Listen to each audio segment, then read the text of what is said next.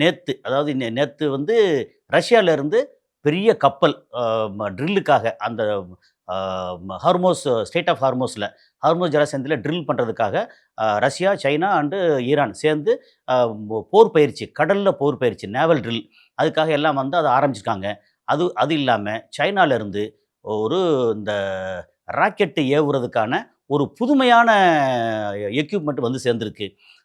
அது போக அமெரிக்காவிலேருந்து யுஎஸ்எஸ் என்னது ஜெரால்டு ஃபோர்டு அப்படின்னு ஒரு கப்பல். அது இதை விட பெரிய கப்பல்.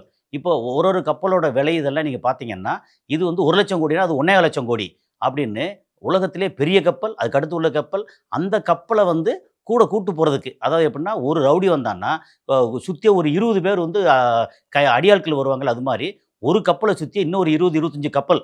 அது போக வந்து ஏகப்பட்ட மாரி ஃபைட்டர் ஜெட்டு அப்படின்னு ஏகப்பட்ட அத பாதுகாக்கிறதுக்கே பெரிய விஷயம். அந்த அளவுக்கு எல்லாம் வந்து சேர்ந்து அங்க சும்மா நிறுத்திருக்காங்க.